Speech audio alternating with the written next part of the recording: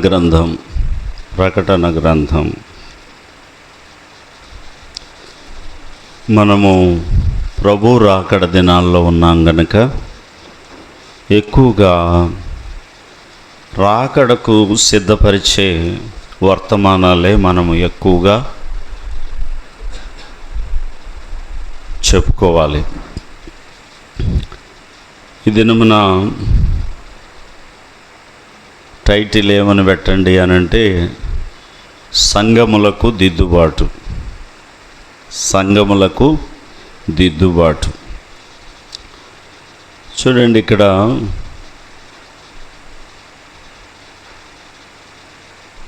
మొదటి అధ్యాయము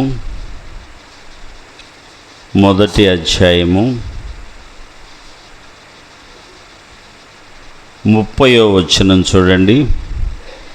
అనగా, నా కుడి చేతిలో నీవు చూచిన 7 నక్షత్రములను గూర్చిన మర్మమును, ఆ 7 సువర్ణ దీపస్తంభముల సంగతియు వ్రాయుము. ఆ 7 నక్షత్రములు 7 సంఘములకు దూతలు. ఆ 7 దీపస్తంభములు 7 సంఘములు. చిన్న ప్రార్థన.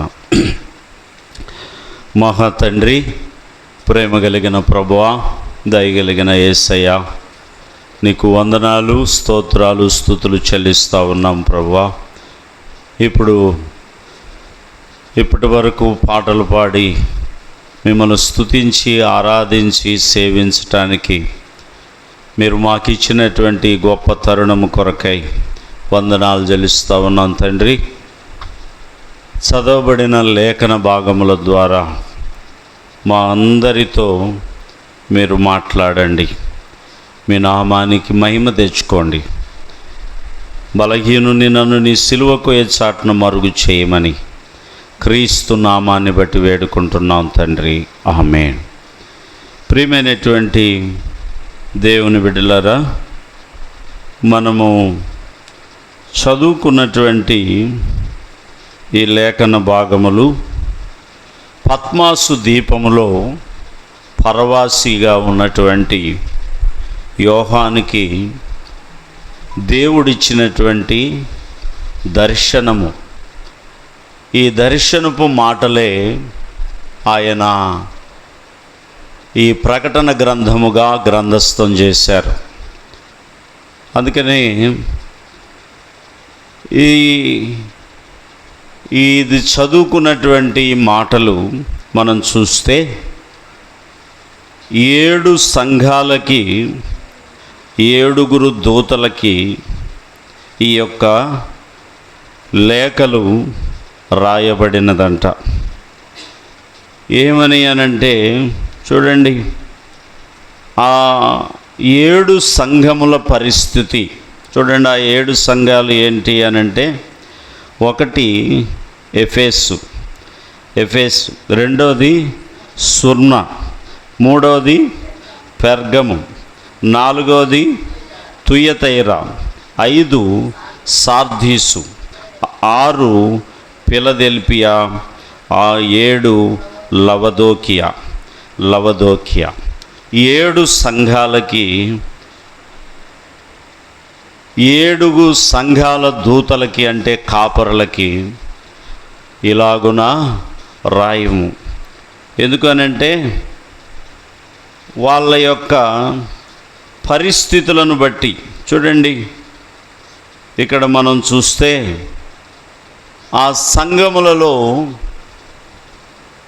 మొదటున్నటువంటి స్థితి తర్వాత లేదు అన్నట్టుగా వాళ్ళ యొక్క బలహీనతలను ఎత్తి చూపుతూ దేవుడు యోహాను ద్వారా ఈ ఉత్తరం రాయించాడు.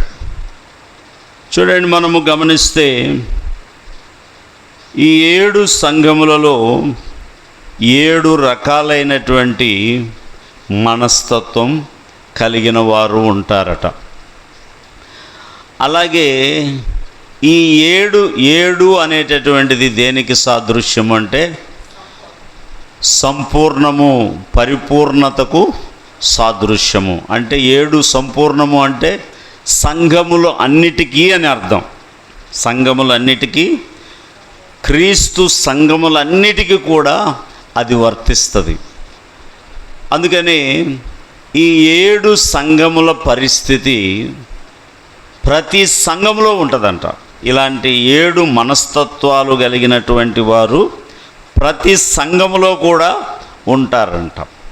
అందుకని ఈ దినమున ఈ 7 సంఘముల పరిస్థితి మనము ధ్యానించుకుందాం. ఎందుకు అనంటే మనము దేవుడు కోరుకునేది ఏమిటి అనంటే దిద్దుబాటు. దేవుడు కోరుకునేదేంటి? దిద్దుబాటు. లేదండి మాకు దిద్దుబాటు వద్దు, సర్దుబాటు కావాలి అని అనుకుంటే మనం ఏం చేయలేం. సర్దుబాటు అంటే ఎలా ఉన్నా కానీ అడ్జస్ట్ అయిపోవటం, ఎలా ఉన్నా కానీ చూడండి సర్దుకుపోయే వాళ్ళను. మనము సపోజు సంఘములో ఏదైనా పాపం కనపడితే ఒక ఆత్మీయుడు దాన్ని గద్దిస్తున్నాడు అనుకో, ఇదేంటి ఇలా ఉంది అని అన్నారు అనుకో, పక్కనున్నటువంటి వ్యక్తి నీకెందుకు చూసి ఉన్నట్టు పోకూడదా, సర్దుకుపోకూడదా, ఎందుకు అట్లా మాట్లాడతావు అని అంటే అదేమంటారు? సర్దుబాటు, రాజీ పడేటటువంటి భక్తి.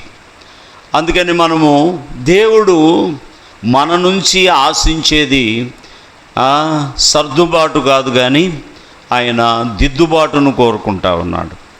అందుకని ఈ యొక్క సంఘములన్నిటికీ కూడా, క్రైస్తవ సంఘములన్నిటికీ కూడా దిద్దుబాటు కావాలి.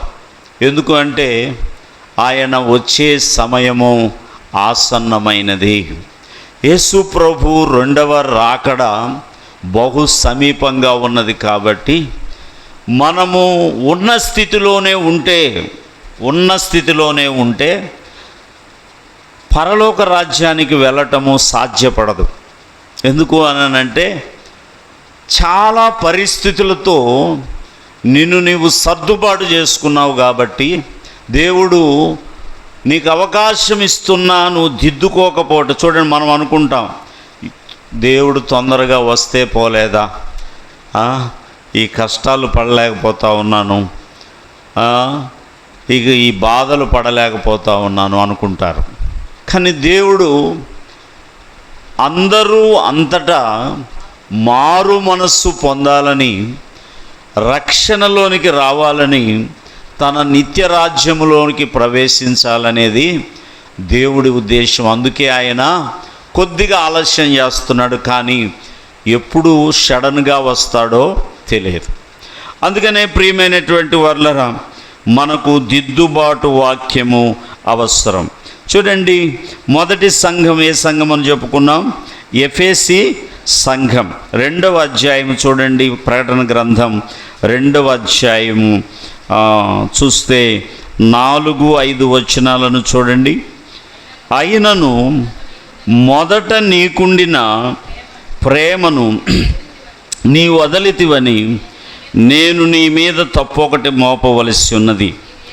నీవు ఏ స్థితిలో నుండి పడితివో అది జ్ఞాపకం చేసుకుని మారు మనస్సు పొంది ఆ మొదటి క్రియలను చేయుము. అట్లు చేసి నీవు మారు మనస్సు పొందితేనే సరి, లేని ఎడల నేను నీ యొద్దకు వచ్చి నీ దీపస్తంభమును దాని చోట నుండి తీసివేతును.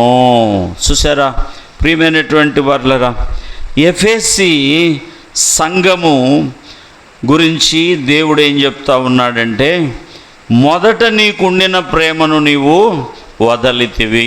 చూడండి, చాలామంది భార్యలు ఏం చేస్తారు అనంటే, వాళ్ళ యొక్క కంప్లైంట్లు ఏంటంటే, పెళ్ళైనప్పుడు చూపినటువంటి ప్రేమ నా మీద ఇప్పుడు చూపట్లేదు. ఎక్కువ ఆడవాళ్ళను ఇంటర్వ్యూలు చేసినటువంటి వారు ఎక్కువ కంప్లైంట్ ఏంటంటేనంట, పెళ్ళైనప్పుడు ఉన్నటువంటి ప్రేమ కాలము గడిచే కొద్దీ 1 సంవత్సరము జరిగిన తర్వాత ఆ ప్రేమ అనేటటువంటిది తగ్గిపోయింది అని చెప్తారంట వాళ్ళు. చూడండి ప్రియమైనటువంటి దేవుని బిడ్డలారా, అలాగే యేసు ప్రభు మీద ఇక్కడ వరుడెవరు? యేసు ప్రభు గారు. వధువెవరు? సంఘము. సంఘానికి లేకపోతే విశ్వాసులకి మారు మనస్సు పొందినటువంటి కొత్తలో ఉన్నటువంటి ఆసక్తి దేవుడంటే ప్రేమ. ఎందుకంటే అప్పటి వరకు లోకములో జీవించి పాపములో జీవించి నెమ్మది లేకుండా బ్రతికినటువంటి వాళ్ళు ఒక్కసారిగా ప్రేమామయుడైనటువంటి యేసుక్రీస్తును రుచి చూచిన తర్వాత ఆయనను నేనైతే ఎప్పుడెప్పుడు దేవుడి సన్నిధికి వెళ్ళాలా, అన్ని రోజులు ఉంటే బాగుండు అన్నట్లుగా ఉండేటటువంటి వాడిని. ఎందుకంటే అట్లాగే ఉండేది. జనరల్గా సంఘంలో ఆదివారం ఉదయం సాయంత్రం ఉండేది. ఉదయం సాయంత్రం ముగించుకొని మరలా మమ్మల్ని ఎక్కడికి పంపేవాళ్ళంటే జయప్రకాష్ కాలనీ, మరి గోపాలనగరం, అన్నవరపాడు, మిలిటరీ కాలనీ, గాంధీనగరం ఇట్లా సేవకు పంపుతూ ఉండేవాళ్ళు. అదే కాకుండా సోమవారం ఒక స్థలానికి, మంగళవారం ఒక స్థలానికి పంపేవాళ్ళు, గురువారం శుక్రవారం ఒక స్థలానికి పంపేవాళ్ళు. ఎలాగున్న సంఘంలో బుధ శని ఆదివారం ఉంటాయి. అంటే ప్రతినిత్యము దేవునితో సహవాసం చేసేటటువంటి వారము, సహోదరులను సహోదరులను కలుసుకోవాలనే ఉత్సుకత ఉండేటటువంటిది. ఎందుకు అంటే లోకములో చూడండి, సినిమాలు చూసేటప్పుడు ఉన్నటువంటి ఇది ఇక్కడ ఉండదు. ఇక్కడ ఏంటంటే నెమ్మది, అంటే లోకాన్ని అనుభవించిన వారికి, అలాగే లోకమును విడిచిపెట్టి విరక్తి చెంది దేవునిలోకి వచ్చినటువంటి వ్యక్తికి లోకం మీద అంత మనస్సు ఉండదు. ఎవరి మీద ఉంటుంది అని అంటే సంఘం మీద, దేవుని వాక్యం మీద, యేసు ప్రభువు మీద ఉంటుంది. చూడండి అలా ఉండేది. చూడండి మనము కాలము గడిచే కొద్దీ ఏం జరుగుతుంది అంటే లోకములో కొన్నిటి మీద మనస్సుండి గ్రాడ్యువల్గా ఏమవుతారంటే దేవుణ్ణి పూర్తిగా విడిచిపెట్టరు కానీ ఆదివారమునకే పరిమితం చేస్తారు.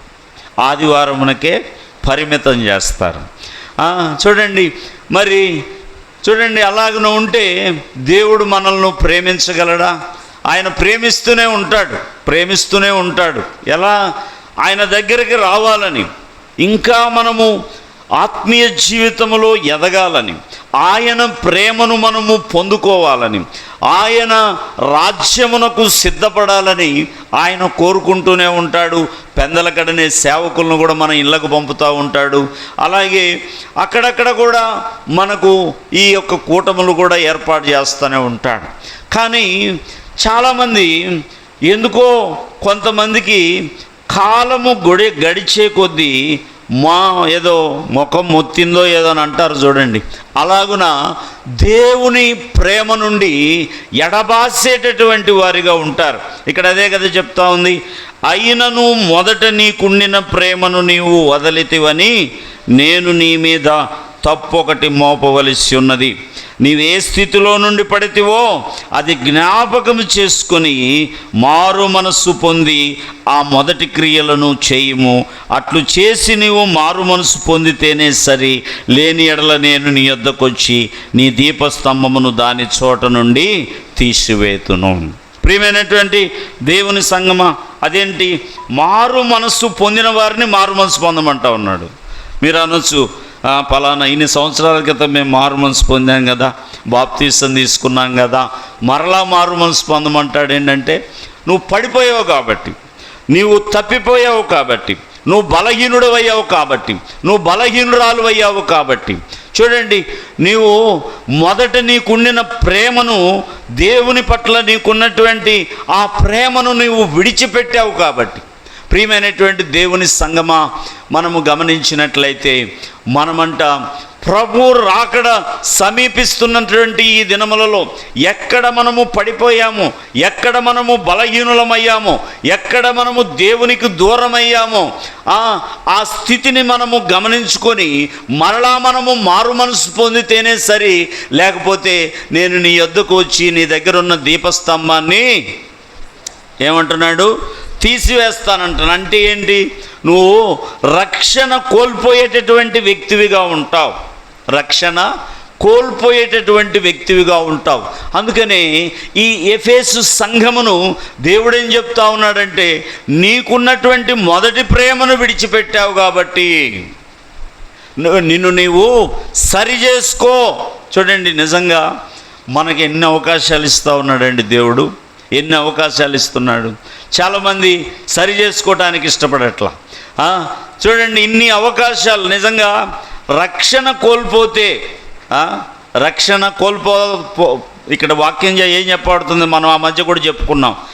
నీకు ఇచ్చిన దాన్ని జాగ్రత్త గట్టిగా పట్టుకో. ఎందుకంటే లోకంలో ఎవడున్నాడు? అపహరించేటటువంటి వాడు ఉన్నాడు. అందుకనే ప్రియమైనటువంటి వారులారా, నీకిచ్చినటువంటి అవకాశమును ఈ ఎఫెసు సంఘముతో చెప్తున్నట్టుగా నేడు మన మధ్య కూడా నీకు ఇవ్వబడినటువంటి ఈ సమయాన్ని వినియోగించుకొని దుర్వినియోగం చేసుకొనకుండా ఆ మొదటి ప్రేమను నీవు కలిగి నువ్వు మారు మనసు పొందాలంట. లేకపోతే నీ దీపస్తంభం నుండి ఆ దీపమును తీసివేస్తానని దేవుడు చెప్తా ఉన్నాడు. అందుకని ప్రియమైనటువంటి వారులారా, ఎఫెసు సంఘ పరిస్థితులు మనలో ఏమైనా ఉన్నాయా, మనల్ని మనం పరిశీలించుకోవాలి. ఈ 7 సంఘాలలో మన పరిస్థితి దేనికి అనుగుణంగా ఉన్నదో దాన్ని గురించి మనము దేవుడు చెప్పిన దాన్ని మనం సరి చేసుకోవాలి. రెండోది సంఘము స్ఫురణ. ఒకసారి చూడండి, దేవుని యొక్క వాక్యము మనం చూస్తే 2వ అధ్యాయము ప్రకటన గ్రంథము 2వ అధ్యాయము 9-10 వచనాలను చూడండి. 9-10 వచనాలను. నీ శ్రమను దరిద్రతను నేను ఎరుగుదును, అయినను నీవు ధనవంతుడవే. తాము యూదులమని చెప్పుకొనుచు యూదులు కాక సాతాను సమాజపు వారి వలన నీకు కలుగు దూషణ నేను ఎరుగుదును. నీవు పొందబో శ్రమలకు భయపడకుము. ఇదిగో, మీరు శోధింపబడినట్లు అపవాది మీలో కొందరిని చెరలో వేయింపబోచున్నాడు. 10 దినములు శ్రమ కలుగును. మరణం వరకు నమ్మకంగా ఉండుము, నేను నీకు జీవ కిరీటం ఇచ్చేదను. చూడండి, ఈ స్మరణ సంఘాన్ని మనము గమనించినప్పుడు స్మరణ సంఘములో పాపము కనిపించట్లేదు. ఏం కనిపించట్లేదు? స్మరణ సంఘములో ఏం కనపడతా ఉంది? అక్కడ దరిద్రత కనపడతా ఉన్నది. ఏం కనపడతా ఉన్నది? అక్కడ శ్రమ కనపడతా ఉన్నది. అక్కడ ఏం కనపడతా ఉంది? ఆ సంఘము కష్టములను అనుభవిస్తున్నట్టుగా కనపడతా ఉన్నది.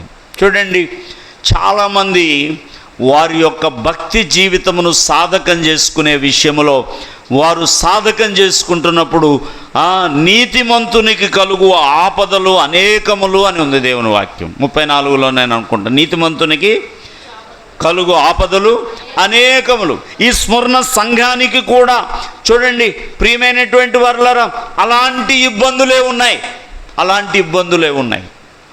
చూడండి, దేవుని యొక్క వాక్యం చూస్తే దేవుని వాక్యం ఏమని సెలవిస్తూ ఉన్నది చూడండి. దేవుని దృష్టికి దరిద్రులుగా లోకరీత్యా దరిద్రులుగా ఉన్నవారు దేవుని దృష్టికి ధనవంతులుగా ఉండవచ్చు.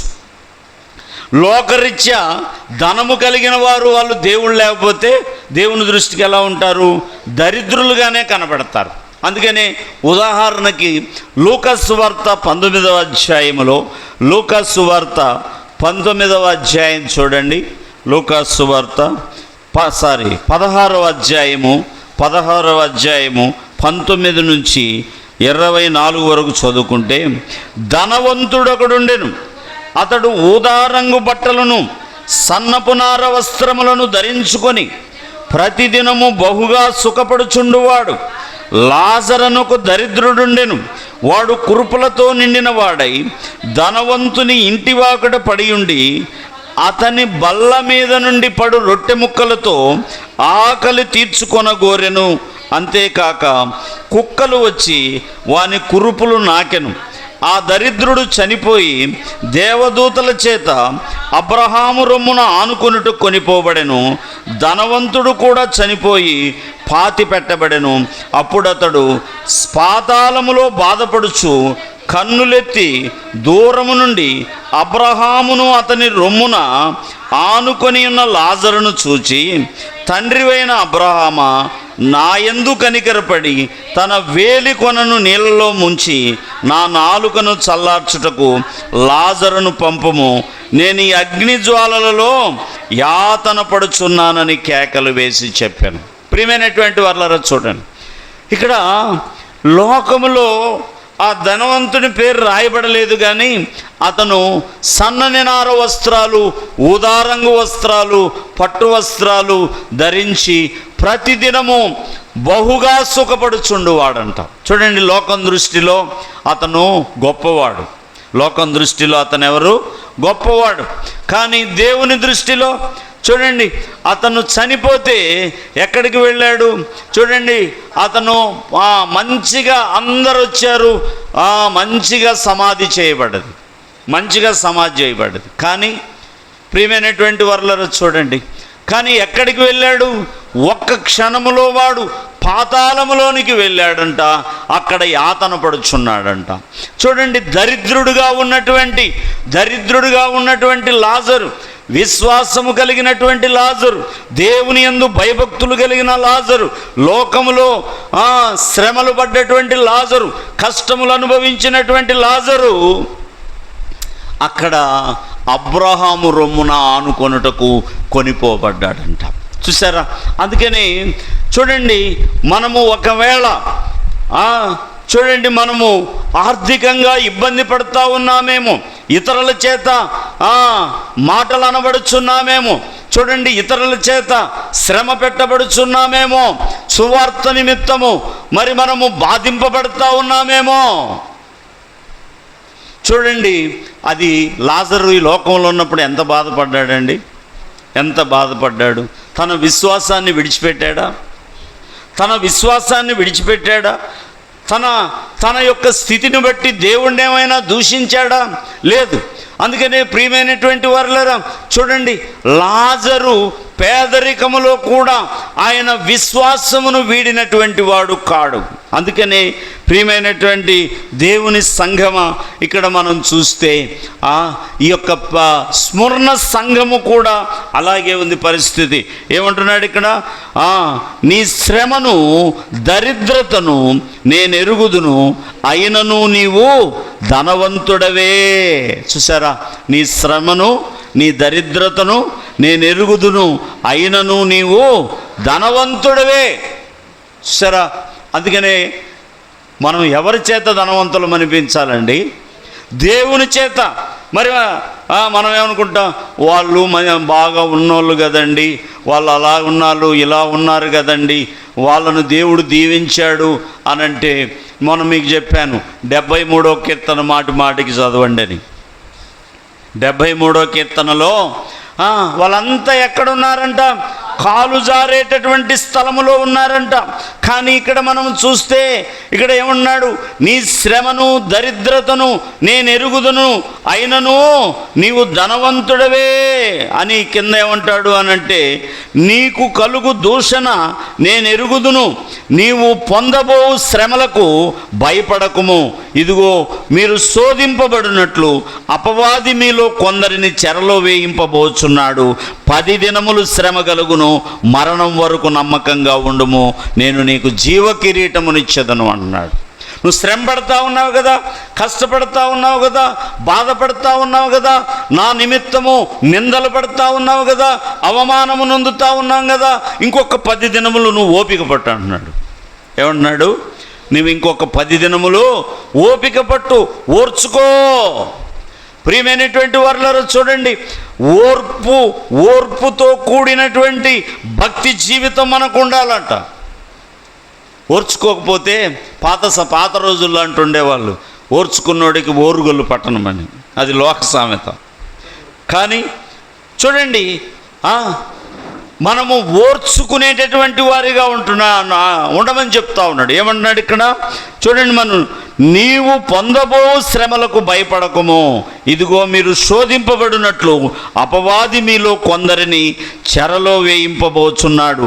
10 దినములు శ్రమ కలుగును, మరణం వరకు నమ్మకంగా ఉండుము, నేను నీకు జీవ కిరీటమునిచ్చేదను. ప్రియమైనటువంటి వర్లరా, చూడండి, దీని కొరకు చూడట్లేదు కొంతమంది, వాళ్ళ శ్రమల గురించి బాధపడుతూ ఉన్నారు.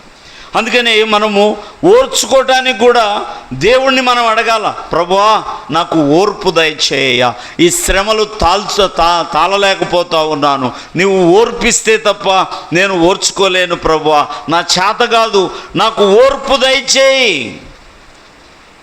ఓర్చుకున్నాడికి ఏమిస్తాడంటే దేవుడు జీవ కిరీటాన్ని ఇస్తాడంట. అందుకని ఈ స్ఫురణ సంఘముతో చెప్తా ఉన్నాడు, ఎవరికైనా నిద్ర వస్తే బయటికి వెళ్ళి ముఖం కడుక్కురండి, పొద్దున్నే నిద్ర రాకూడదు. రాత్రి బాగా నిద్రపోయిన వాళ్ళకి ఎక్కువ నిద్ర వస్తుంది, ఎందుకంటే ఆ మంపు వదలదు. ఇంకా చూడండి ప్రియమైనటువంటి వారలారా, దేవుని యొక్క వాక్యం మనతో మాట్లాడుతూ ఉన్నది. 10 దినములు నువ్వు ఓర్చుకో. చూడండి, నిజమే కదా. ఒక్కో చోట మన ఇళ్ళ పక్కల వాళ్ళతో మనము యేసుక్రీస్తు నమ్ముకున్నామని మనల్ని దూషిస్తూ ఉంటారు. మనం ప్రార్థన పెట్టుకుంటే అవమానకరంగా మాట్లాడుతూ ఉంటారు, రకరకాలుగా బంధువులు హింసిస్తూ ఉంటారు. ఇవన్నీ కూడా మనకి ఓర్చుకోమని చెప్తా ఉన్నాడు. ఈ స్మరణ సంఘము శ్రమలు పడేటటువంటి సంఘము, ఆర్థికంగా చూడండి బలహీనంగా దారిద్రతను అనుభవిస్తున్నటువంటి సంఘం. నిజంగా ప్రియమైనటువంటి వారలారా, కడవరి దినాల్లో మనకు అన్నీ అనుకున్నట్టుగా జరిగితే పరలోకం పోవటం చాలా కష్టం. ఈ స్మరణ సంఘము డిఫరెంట్గా ఉంది. చూడండి, ఈ 7 సంఘములో 2 సంఘములు మాత్రమే దేవునికి ఇష్టమైనటువంటి సంఘములుగా విశ్వాసులుగా ఉన్నారు. చూడండి, దేవుని యొక్క వాక్యమును మనం చూస్తే 3వ సంఘాన్ని చూస్తే మనము అది పెర్గము సంఘం. ఏ సంఘం అది? పెర్గము. ఒకసారి చూడండి, 2వ అధ్యాయం ప్రకటన గ్రంథం 14-15 వచనాలను చూడండి. 14-15 వచనాలు. అయినను నీ మీద కొన్ని తప్పిదములు మోపవలసి ఉన్నది, అవేవనగా విగ్రహములకు బలి ఇచ్చిన వాటిని తినునట్టును, జారత్వము చేయునట్లును, ఇశ్రాయేలునకు ఉరియడ్డమని బాలాకునకు నేర్పిన బిలాము బోధను అనుసరించువారు నీలో ఉన్నారు. అటువలే నికోలాయితుల బోధన అనుసరించువారు నీలో ఉన్నారు. కావున మారు మనస్సు పొందుము, లేని ఎడల నేను నీ యొద్దకు త్వరగా వచ్చి నా నోట నుండి వచ్చు ఖడ్గము చేత వీరితో యుద్ధము చేసేదను. చూసారా, ఈ యొక్క పెర్గము సంఘములో ఉన్నటువంటి ఇదేంటంటేనంట, విగ్రహాలకు బలిచ్చినటువంటి వాటిని తినేవారంట. అంతే కదా. ఇప్పుడు చాలామంది గమనించారో కొత్త బోధలు వస్తూ ఉన్నాయి. వాళ్ళు ఇస్తే తీసుకొని యేసునామమున ప్రార్థన చేసుకొని తినేయండి, ఏముంది అంటున్నారు. ఏంటది? ప్రియమైనటువంటి వారులరా, చూడండి, ఇక్కడ ఏమంటున్నాడు? ఇక్కడ మనము గమనిస్తే 14వ వచనం, అయినను నేను నీ మీద కొన్ని తప్పిదములు మోపవలసి ఉన్నది, అవేవనగా విగ్రహములకు బలి ఇచ్చి వాటిని తినుటకును, అలాగే ఇంకేముందంట, జారత్వము చేయునట్లు ఇశ్రాయేలీలకు ఉరియొడ్డుమని బాలాకునకు నేర్పిన బిలాము బోధన అనుసరించువారును నీలో ఉన్నారు.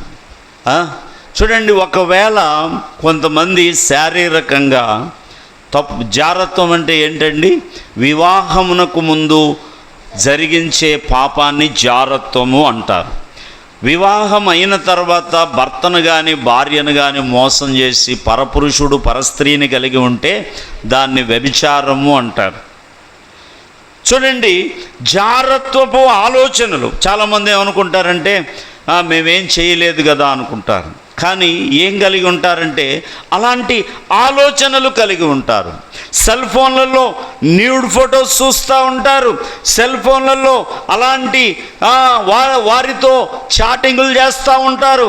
ఇవన్నీ దేని కిందకు వస్తాయి అనంటే జారత్వము కిందకు వస్తాయి. ప్రియమైనటువంటి వారలారా చూడండి, అలా ఈ పెర్గములో ఏమున్నారంట? విగ్రహములకు బలి అర్పించిన వాటిని తినేటటువంటి వారు. మనం వాటిని వదిలేసి వచ్చాం కదా, మరలా వాళ్ళ వాటికి వెళ్ళి వాళ్ళకు పెట్టిన వాటికి అర్పించిన వాటిని మనకు కూడా వడ్డిస్తూ ఉంటే అవి తింటే తప్పేం లేదులే, ప్రార్థన చేసుకొని నేను వాళ్ళు ప్రార్థనకి వెళ్ళే వాళ్ళే కదా సంఘం వాళ్ళు తినంగలేదు, మీకేంది? వాళ్ళకేమన్నా అయిందా? నీకు మాత్రం ఏమైంది చెప్పు? నీకేమైంది చెప్పు? చూడండి ప్రియమైనటువంటి వారలారా, విగ్రహములకు బలి అర్పించిన వాటిని తినేటటువంటి వారు ఈ పెర్గము సంఘములో ఉన్నారంట. అలాగే జారత్వపు ఇది కలిగినటువంటి వారు బిలాము ఏ బోధ? బిలాము ఏం చెప్పాడండి? బాలాకు పిలిచిన దానికి తీసుకున్న డబ్బు సోది సొమ్ము తీసుకున్నాడు కాబట్టి బిలాము వస్తా ఏం చెప్పాడు? ఏం చెప్పాడండి? మోయాబు స్త్రీలను వాళ్ళ మీదకి ఎర్రయ్యండి, ఇశ్రాయేలీలు పాపంలో పడతారు, వాళ్ళ మీదకి శాపం వస్తుంది. అట్లాగే చేశారు. వాళ్ళు కొన్ని వేల మంది చచ్చిపోయారు. ప్రియమైనటువంటి వారు చూడండి, దేవుని యొక్క వాక్యము మనతో మాట్లాడుతూ ఉన్నది.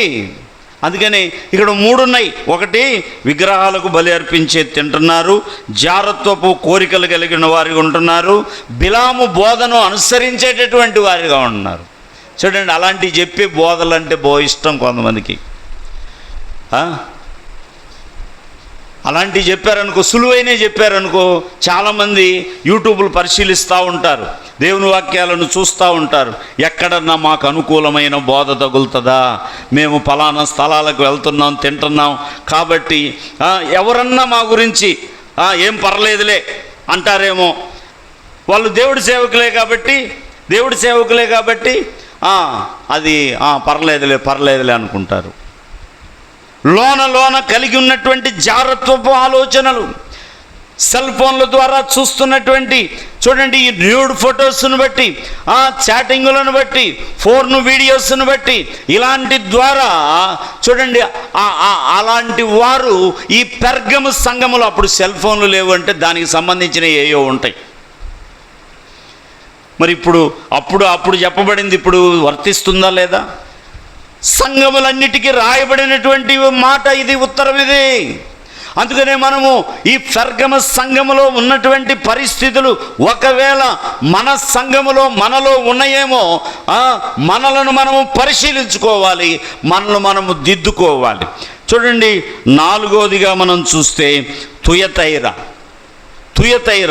ఒకసారి చూడండి, దేవుని యొక్క వాక్యము చూస్తే 2వ అధ్యాయం ప్రకటన గ్రంథం 20వ వచనము చూడండి. 20వ వచనం నుంచి చూస్తే, అయినను నీ మీద తప్పు ఒకటి నేను మోపవలసి ఉన్నది, ఏమనగా తాను ప్రవక్తినని చెప్పుకొనుచున్న యెజబెలును స్త్రీని ఉండనిచ్చుచున్నావు, జారత్వము చేయుటకును విగ్రహములకు బలి ఇచ్చిన వాటిని తినుటకును అది నా దాసులకు బోధించుచు వారిని మోసపరుచుచున్నది. మారు మనసు పొందుటకు నేను దానికి సమయమిచ్చితిని గాని అది తన జారత్వము విడిచిపెట్టి మారు మనసు పొందనొల్లదు. ఇదిగో నేను దానిని మంచం పట్టించి దానితో కూడా వ్యభిచరించిన వారు దాని క్రియల విషయమై మారు మనసు పొందితేనే గాని వారిని బహుశ్రమల పాలు చేతును. ప్రియమైనటువంటి వారలారా, ఈ తుయతైరాలో కూడా ఏమున్నది అనంటే యెజబెలు ఆత్మ ఉన్నది. యెజబెలు ఏ కాలం నాటిదండి? యేసు ప్రభు తర్వాత కాలందా? యెజబెలు ఎప్పటిది? పాత నిబంధన కాలంలో కొన్ని వందలు వేల సంవత్సరాల క్రితంది. ఎందుకు యెజబెలు ఏమన్నా ఇప్పుడు ఉందా? యెజబెలు లేదంట. యెజబెలు యొక్క ఆత్మ ఉన్నదంట సంఘంలో. యెజబెలు గురించి చెప్పిందంటే భర్తను తప్పుదో పట్టించినంత చెడ్డ స్త్రీ బైబిల్లో ఎవరున్నారంటే యెజబెలే. భర్త పోయి ఒకడిని అడుగుతాడు, ఇదిగో నా తోట పక్కనే ఉంది నీ తోట, నాబోతు కూర తోటకు నాకు ఇమ్ము అని అంటే, నా పిత్రార్జితను నేను ఎందుకు ఇస్తాను, నేను ఇవ్వను పో అన్నాడు. అలిగి మూతి ముడుచుకొని ఇంట్లో పోయి పడుకున్నాడు. ఏందయ్యా మూతి ముడుచుకున్నావంటే, నాబోతు పొలం అడిగాను, వాడు ఈయనన్నాడు, అందుకని నేను అలిగి మూతి ముడుచుకున్నా, నాకు అన్నం వద్దు అన్నాడు. వారు పిచ్చోడా, నువ్వు రాజు కదా, నువ్వు లేచి అన్నం తిను, స్నానం చేసి అంటే వాడు లేచి అన్నం తిన్నాడు. ఇద్దరు దొంగ సాక్షులను ఏర్పరచుకొని యెహోవాను దూషించాడని చెప్పి నాబోతును రాళ్లతో కొట్టి చంపించింది. చూడండి, ఏ ఆత్మ ఇది? అబద్ధములను కల్పించు ఆత్మ. ఏ ఆత్మ ఇది? అబద్ధములను కల్పించు ఆత్మ. ఇంకా ఏ ఆత్మ ఉంది? వ్యభిచారాత్మ. భర్త ఎలాంటోడంటే వాడు ఒక వ్యభిచారి. ఇప్పుడు పనికత్తెలు ఉంటారు కదా, ఈమె నాకు కావాలంటే తీసుకునేది భార్యే. ఎవరు? భార్యే. ఎవరు? యెజబెలు స్వభావం అది.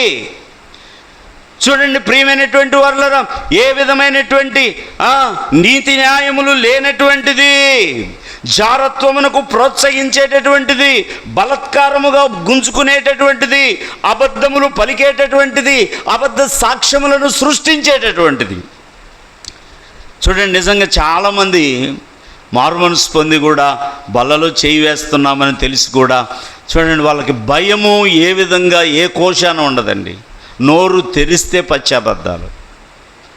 వాళ్ళు ఎందుకు వెళ్తారో చర్చికి అర్థం కాదు. చర్చికి ఎందుకండి వెళ్ళేది? అబద్ధాలు ఆడటానికా? ఏ ఆత్మ ఇది? యెజబెలు ఆత్మ. చూడండి ప్రియమైనటువంటి దేవుని బిడ్డలారా, దేవుని యొక్క వాక్యం మనతో మాట్లాడుతుంది. మారు మనస్సు పొందుటకు నేను దానికి సమయం ఇచ్చితిని కాదు, అది తన జారత్వము విడిచిపెట్టి మారు మనస్సు పొందనొల్లదు. ఇదిగో నేను దానిని మంచం పట్టించి దానితో కూడా వ్యభిచరించువారు దాని క్రియల విషయమై మారు మనసు పొందితేనే కానీ వారిని బహుశ్రమల పాలు చేతును. మారు మనసు పొందకపోతే దేవుడు ఏం చేస్తాడంట? బహుశ్రమల పాలు చేస్తాడంట. చూడండి ప్రియమైనటువంటి దేవుని బిడ్డలారా, యెజబెలు ఆత్మ ఈ దినములలో సంఘములో పనిచేస్తూ ఉంది. కొంతమంది పాస్టర్ అమ్మలంట, ఇక్కడికి స్కర్ట్లేసి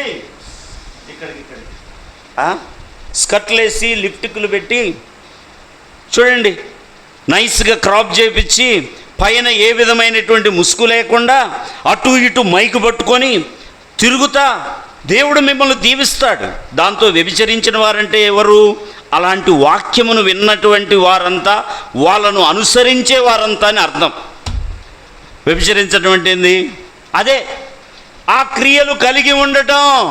ప్రియమైనటువంటి దేవుని బిడ్డలారా, ఈ దినములలో అదే కదా ట్రెండు, అదే కదా యవనస్తులు ఫాలో అవుతా ఉన్నది.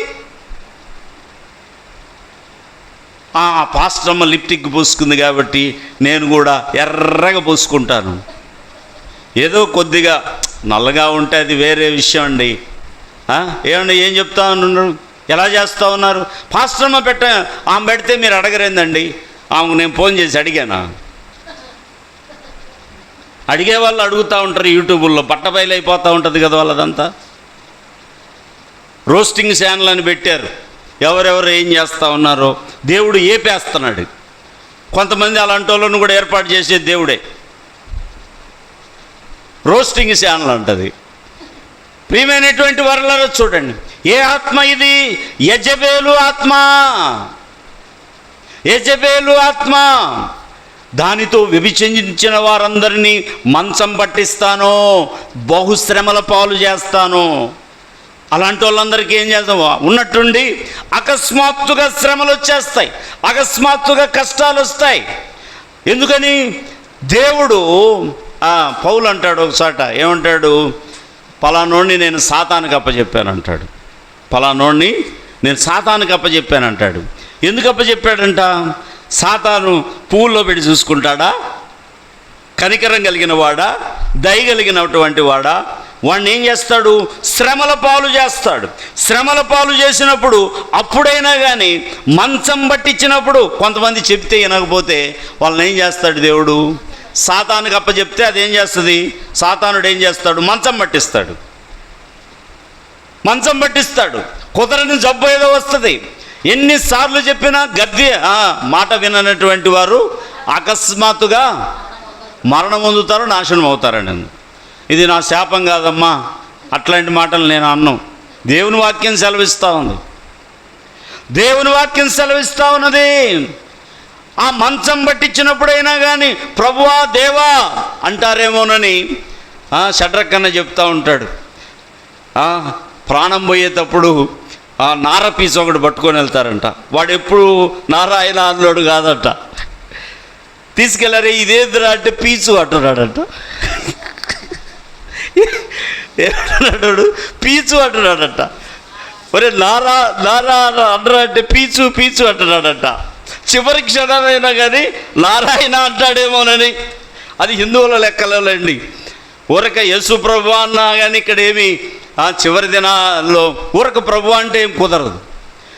మంచం పట్టించినప్పుడైనా నీ పాపములను జ్ఞాపకం చేసుకొని పశ్చాత్తాపడతావేమోనని, మారు మనస్సు పొందుతావేమోనని, రక్షణ మరలా కోల్పోకుండా ఉంటావేమోనని దేవుడు ఈ యెజబేలు శాస్త్రంలో ఉన్నటువంటి పరిస్థితులు ఉన్నటువంటి వారందరినీ, అలాంటి జీవితంలో జీవించినటువంటి వారందరినీ అలా శ్రమల పాలు చేస్తాను అంటున్నాడు. ప్రియమైనటువంటి దేవుని బిడ్డలారా, చూడండి తుయతైరాలో ఉన్నటువంటి ఈ సంఘ పరిస్థితులు అవి చూడండి. 5వదిగా మనం చూస్తే సార్దీసు. ఏ సంఘం అది? సార్దీస్. ప్రకటన గ్రంథము 3వ అధ్యాయము 1-2 వచనాలను చూడండి. సార్దీసులో ఉన్న సంఘపు దూతకిలాగు రాయుము, 7 నక్షత్రములను దేవుని 7 ఆత్మలను గలవాడు చెప్పు సంగతులేమనగా, నీ క్రియలను నేను ఎరుగుదును. ఏమనగా, జీవించుచున్నావన్న పేరు మాత్రమున్నది కానీ నీవు మృతుడివే.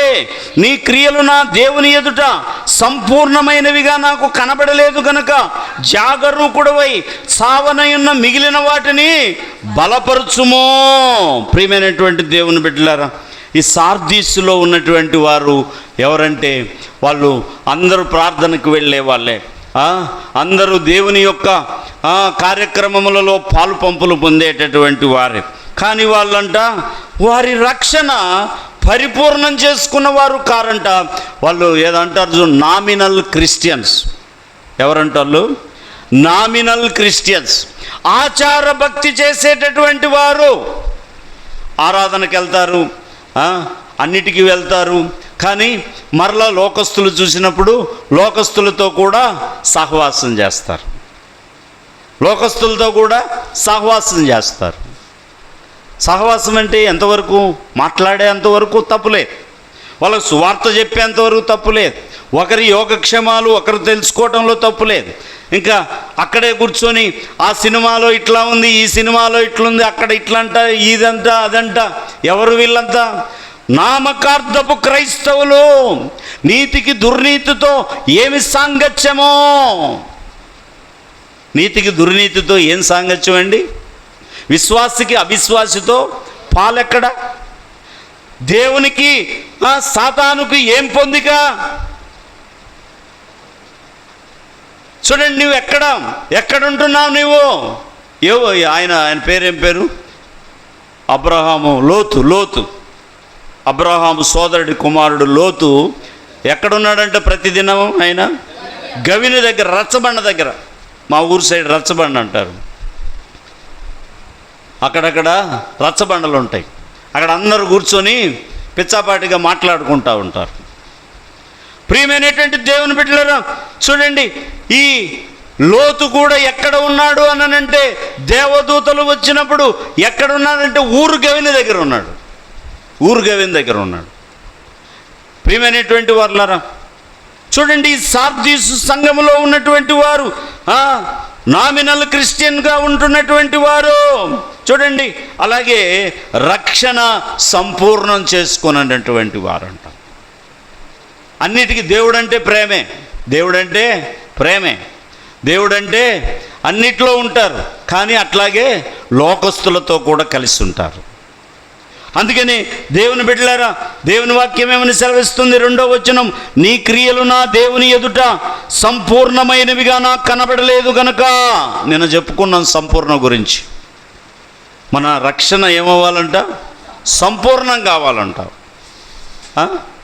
మన రక్షణ సంపూర్ణం కావాలి. ఇక్కడ అదే చెప్తున్నాడు, నా దేవుని ఎదుట నీ క్రియలు సంపూర్ణమైనవిగా నాకు కనబడలేదు గనుక జాగరూకుడవై సావనయున్న మిగిలిన వాటిని బలపరుచుకొనుము.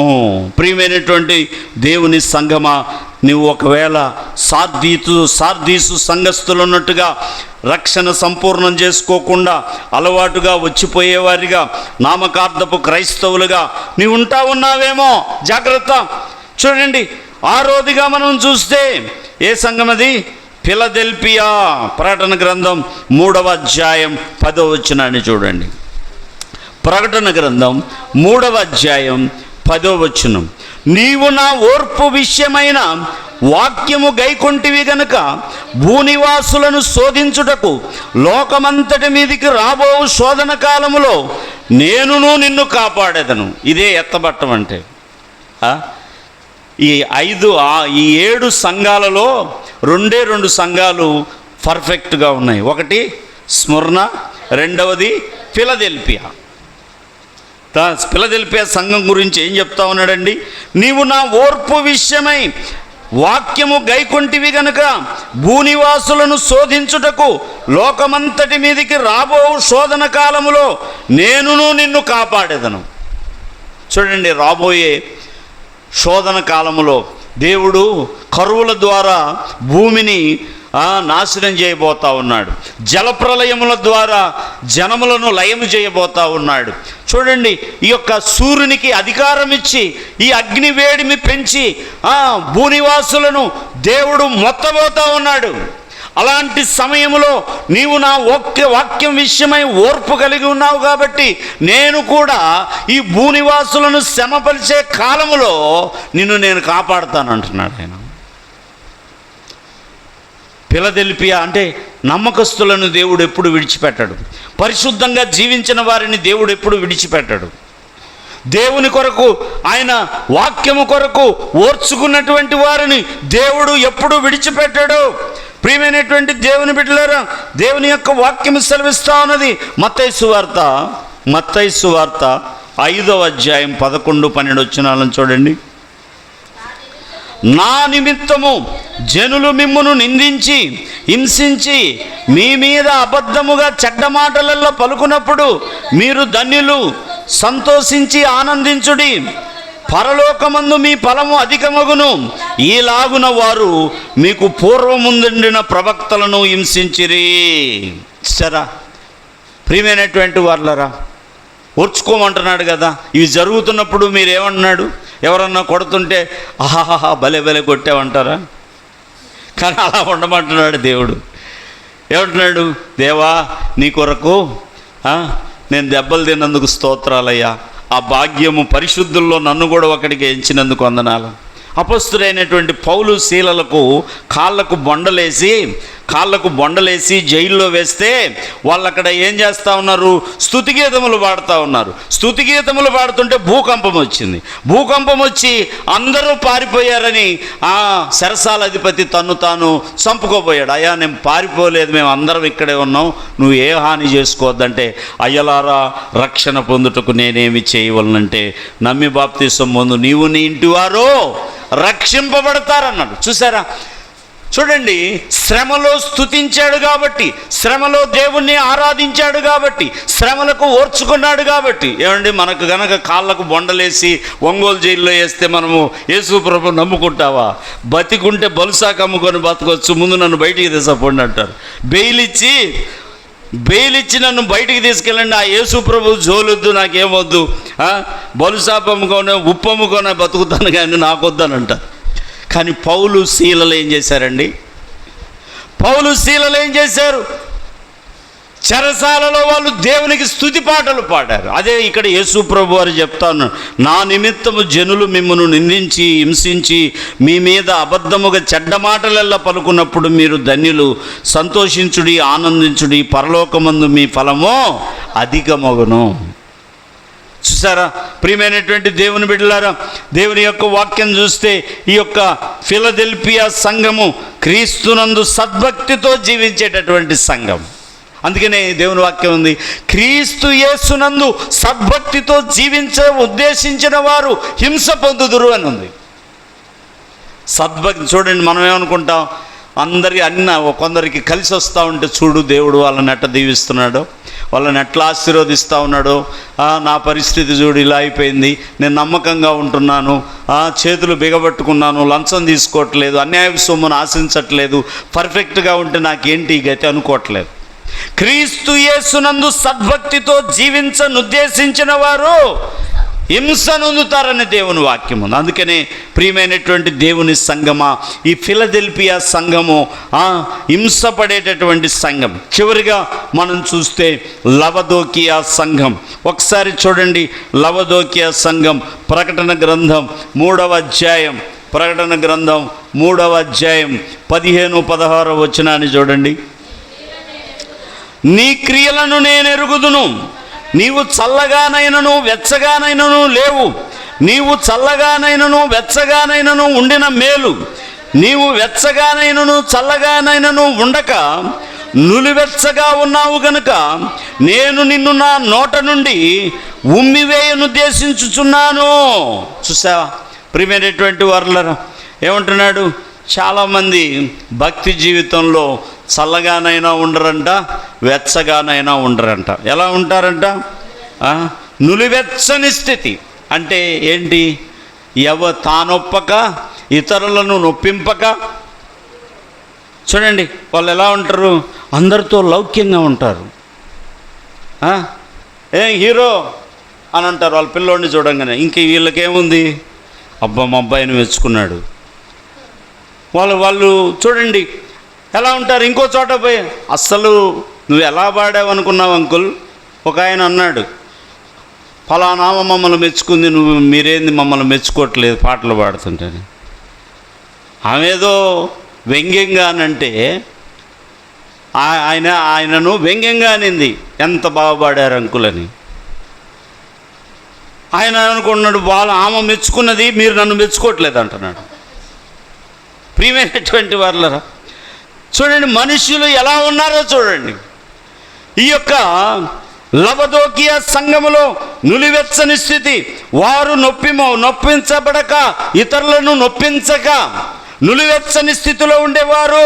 ప్రియమైనటువంటి దేవుని బిడ్డలారా, చూడండి యెహోషువ ఏమన్నాడండి? ఒకసారి చూడండి, యెహోషువ గ్రంథం 24వ అధ్యాయం 15వ వచనాన్ని చూడండి.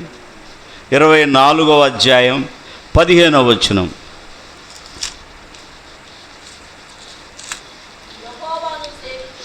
యెహోవాను సేవించుట మీ దృష్టికి కీడని తోచిన ఎడల మీరు ఎవని సేవించెదరో, నది అద్దరిని మీ పితరులు సేవించిన దేవతలను సేవించెదరో, అమోరియల దేశమున మీరు నివసించుచున్నారే వారి దేవతలను సేవించెదరో, నేడు మీరు కోరుకొనుడి.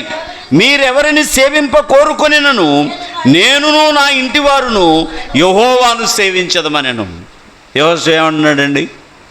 మీరు ఎవరినైనా సేవించండి, మీ పితరులు అట్లాగే చేశారు. అమోరియల దేవతలను, మోయాబు దేవతలను, ఆ దేవతలను, ఈ దేవతలను సేవించారు కదా. ఎవరు వీళ్ళు? చూడండి, కొంతసేపు దేవునితో ఉంటారు, వారి బంధువులు ఏదైనా దానికి సంబంధించిన మేము ఈరోజు ముడిపెత్తుకుంటున్నాము అని అంటే పోయి కనపడొద్దాంలే, ఏముందా కనపడొద్దాం. ఎవరు వీళ్ళు? లవదోకియా సంఘస్థులు, లౌకికత్వము కలిగినటువంటి వారు, ఖచ్చితత్వము లేనటువంటి వారు. చూడండి ప్రియమైనటువంటి దేవుని బిడ్డలారా, ఏం చెప్పబడతా ఉన్నది? యెహోషువ అయితే కరాఖండిగా చెప్తున్నాను, నేనైతే నా దేవుడు నేనును నా ఇంటి వారును యెహోవాను సేవించదాం. మీరు ఎవరిని సేవిస్తారో అది మీ ఇష్టం. ఏలియా కూడా అంటాడు కదా, మీరు రెండిటి మీద ఎందుకు మీరు ఇదవుతారు? యెహోవా దేవుడైతే యెహోవాను సేవించండి, బయలు దేవుడైతే వాడినే సేవించుకోనండి. ఎందుకు రెండిటి మీద ఇదవుతున్నారు మీరు? ప్రియమైనటువంటి దేవుని బిడ్డలారా, రెండు ద్వంద్వ మనస్తత్వం కలిగినటువంటిది ఈ లవదోకియా సంఘం. అందుకనే ప్రియమైనటువంటి వారులారా, దేవుడు ద్వంద్వ మనస్తత్వాన్ని కోరుకోవట్ల నీ దగ్గర నుంచి ఏం కోరుకుంటున్నాడు అనంటే ఖచ్చితత్వాన్ని కోరుకుంటా ఉన్నాడు. లవదోకియా సంఘము వలె రెండు పడవల మీద కాలేసేటటువంటి వ్యక్తివిగా నీవు ఉన్నావా? ప్రియమైనటువంటి దేవుని బిడ్డలారా, యెషయా గ్రంథం 38వ అధ్యాయం ఒకసారి చూడండి. యెషయా గ్రంథం 38వ అధ్యాయము ఒకసారి చూడండి. మొదటి వచనం చూస్తే, ఆ దినములలో హిజ్కియాకు మరణకరమైన రోగము కలగగా ప్రవక్త అయిన ఆమోజు కుమారుడైన యెషయా అతని యొద్దకు వచ్చి, నువ్వు మరణమవుచున్నావు, బ్రతకవు గనుక నీవు నీ ఇల్లు చక్కబెట్టుకొనమని యెహోవా సెలవిచ్చుచున్నాడని చెప్పగా. సరా ప్రియమైనటువంటి దేవుని బిడ్డలారా, హిజ్కియా రాజుకి యెషయా వచ్చి చెప్తా ఉన్నాడు, అబ్బాయి నువ్వు మరణం అయిపోతున్నావంట, దేవుడు చెప్తున్నాడు నీ ఇల్లు చక్కబెట్టుకోమంటే కూర్చొని ఏమన్నా సామాన్లన్నీ సర్దుకున్నాడా? ఏంది సామాన్లు ఏమైనా సర్దుకున్నాడా? కూర్చొని తను ఎలా జీవించాడో దేవుడు గోడ తట్టు తిరిగి దేవుడి దగ్గరికి వెళ్ళి ప్రార్థన చేస్తాను, ప్రభువా నీ దృష్టికి నేను ఎట్లా, చదవండి అన్నమాట. యెహోవా యథార్థ హృదయుడనై సత్యముతో నీ సన్నిధిని నేనెట్లు నడుచుకొంటినో, నీ దృష్టికి అనుకూలముగా సమస్తమును నేనెట్లు జరిగించితినో కృపతో జ్ఞాపకము చేసుకొనమని హిజ్కియా కన్నీళ్లు విడుచుచు యెహోవాను ప్రార్థింపగా, యెహోవా వాక్కు యెషయాకు ప్రత్యక్షమై ఇలాగు సెలవిచ్చెను. ప్రియమైనటువంటి దేవుని బిడ్డలారా, మనము కడవరి దినాల్లో ఉన్నాం. హిజ్కియాకు వచ్చినటువంటి వాక్యమే మనకే వచ్చిందనుకో.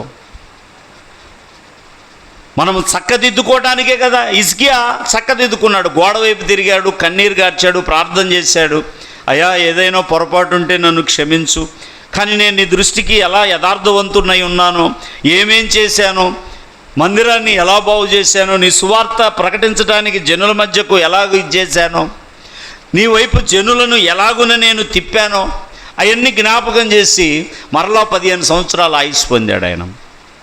బైబిల్లో అదొకటే ఆయుష్ తిరిగి పొందినటువంటి వాళ్ళలో ఎవరంటే హిజ్కియా ఒక్కడే. ప్రియమైనటువంటి దేవుని బిడ్డలారా, దేవుని యొక్క వాక్యం మనతో మాట్లాడుతూ ఉన్నది.